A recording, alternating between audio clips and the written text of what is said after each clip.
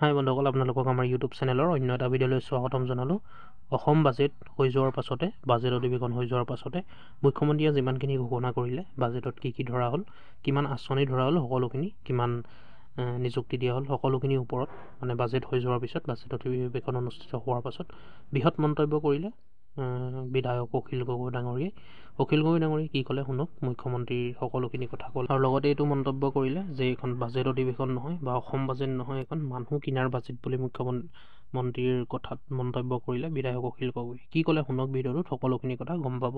ধাৰ্য কৰা হৈছে 1,55,985.14 কোটি টকা। ইয়াৰে পইচাটো ক'ৰ পৰা আহিব তাৰ পিছফালে লিখা থাকে সদায়। পইচাটো ক'ৰ পৰা আহিব, পইচাটো ক'ৰ পৰা আহিব যদি চাই, যদি আপুনি পইচাটো ক'ৰ পৰা আহিব এইটো যদি চাই, তেতিয়াহ'লে দেখিবলৈ পাব যে 100 টকাৰ ভিতৰত পইচা আহিব চেণ্ট্ৰেল টেক্সৰ পৰা আহিব 28 টকা 63 পইচা, চেণ্ট্ৰেল স্পন্সৰ্ড স্কিমৰ পৰা আহিব 15 টকা 93 পইচা, ফাইনেন্স কমিশ্যনৰ গ্ৰাণ্ট আহিব 2 টকা 88 পইচা, আদাৰ ট্ৰান্সফাৰ চেণ্ট্ৰেল গভৰ্ণমেণ্টৰ পৰা 20 পইচা, আৰু ধাৰৰ পৰা আহিব পাব্লিক ডেপ্টৰ পৰা আহিব 23 টকা 28 পইচা।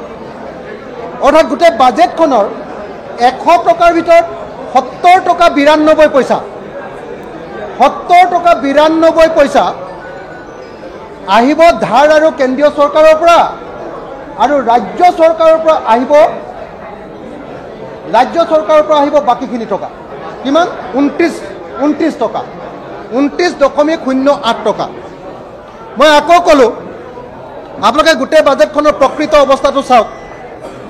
গোটেই বাজেটখনৰ আচল অৱস্থাটো এইটোৱেই যে বাজেটখনৰ 100 টকাৰ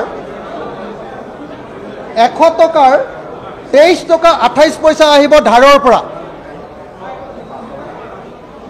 28 টকা 63 পইচা আহিব কেন্দ্ৰীয় চৰকাৰৰ পৰা, share of central taxes, central sponsored scheme, এই ধৰক এনৰেগা, PMGSY, এনেকুৱা যিবিলাক স্কিম, এইবিলাক স্কিমত আহিব। এইটো উল্লেখ নকৰিলেও হয় আচলতে, এইটোৰ পৰা উল্লেখ আহিব 15 টকা 93 পইচা, আৰু ৰাজ্য চৰকাৰৰ পৰা আহিব পইচা মাত্ৰ নিজৰ অ'ন টেক্স আৰু নন টেক্স ৰেভিনিউ, এই দুইটাৰ পৰা আহিব মুঠতে টেক্স ৰেভিনিউ আৰু own tax non tax revenue, এইটোৰ পৰা আহিব মাত্ৰ 29 টকা 08 পইচা। গতিকে এই বাজেটখন একদম পূৰা আনৰ পিঠাৰে বিহু পতাৰ বাজেট। কথাটো সকলোৱে আমি বুজি লোৱা দৰকাৰ, বেলেগ একো চোৱাৰ দৰকাৰ নাই যে বাজেটৰ মাত্ৰ 29.08 টকাহে, 100 টকাৰ ভিতৰত 29.08 টকাহে ৰাজ্য চৰকাৰৰ নিজা টকা। অৰ্থাৎ ৰাজ্য চৰকাৰৰ টকাৰে কেৱল দৰমহা আৰু পেঞ্চনটো দিবলৈও চৰকাৰ ইতিমধ্যে প্ৰস্তুত নহয়, সক্ষম নহয়। এইটো হ'ল মূল কথা। আনহাতে 2 নম্বৰ বস্তুটো যদি আপুনি চাই বাজেটত, তেতিয়াহ'লে ইণ্টাৰেষ্টিংলি আপুনি দেখিবলৈ পাব যে অসমৰ GSDP বৃদ্ধিৰ হাৰ কমিছে। হিমন্ত বিশ্ব শৰ্মা চৰকাৰৰ কাৰ্যকালতে GSDPৰ বৃদ্ধিৰ হাৰ হ্ৰাস পাইছে। কিমান হ্ৰাস পাইছে চাব দেই।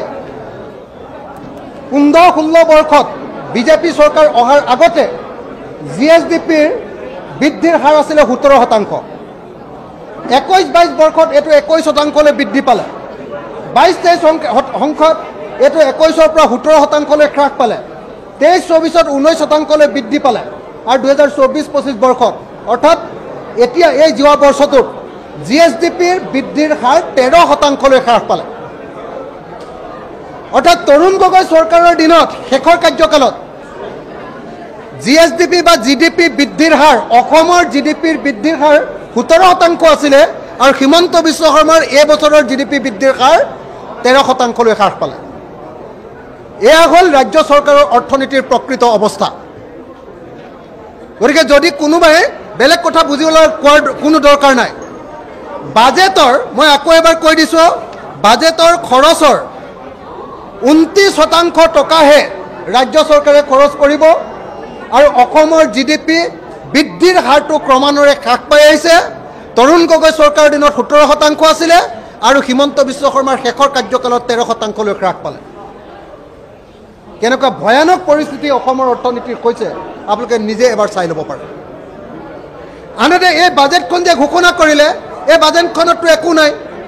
এই বাজেটখনত অকল 2026 চনৰ বিধানসভা নিৰ্বাচনৰ কাৰণে কাৰ কাৰ পৰা ভোট ল'ব পাৰি, কাক কাক টকা দিব পাৰি, টকা দিয়াৰ বাহিৰে beneficiary scheme IBS individual beneficiary scheme ঘোষণা কৰাৰ বাহিৰে এই বাজেটখনত একো নাই। আৰু অসমৰ মানুহক টুপি দিবৰ কাৰণে কৃত্ৰিম উপগ্ৰহ স্থাপন কৰিম বুলি কৈছে। অসমে বোলে মহাকাশত কৃত্ৰিম উপগ্ৰহ স্থাপন কৰিব, এইটো সপোন দেখুৱাইছে। আৰু সপোন দেখুৱাই কৈছে যে অসমৰ মানুহৰ 84%ক আমি ৰেচন দিওঁ। চাব দেই, কৈছে যে দৰিদ্ৰতা হ্ৰাস পাইছে, কিন্তু লগতে কৈছে যে অসমৰ গ্ৰাম্য মানুহৰ 84% মানুহক আমি ৰেচন দিওঁ।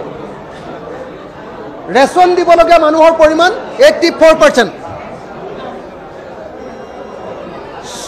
আৰু টাউনৰ মানুহো 65%। গতিকে অসমৰ অৰ্থনৈতিক অৱস্থা কেনেকুৱা? আৰু এই বাজেটখনে মই আগতে কৈ যোৱাৰ দৰে ইণ্ডিভিজুৱেল বেনিফিচিয়াৰী স্কিম দিয়াৰ বাহিৰে এই বাজেটখনে অসমৰ ভৱিষ্যত নিৰ্ধাৰণ কৰিব পৰা এটাও বাক্য ক'ব নোৱাৰিলে। গতিকে এই বাজেটখন এখন ব্যৰ্থ বাজেট। হিমন্ত বিশ্ব শৰ্মাই 5 বছৰত কেৱল মানুহ কিনাৰ বাজেট কিনাৰ বাহিৰে একো বাজেট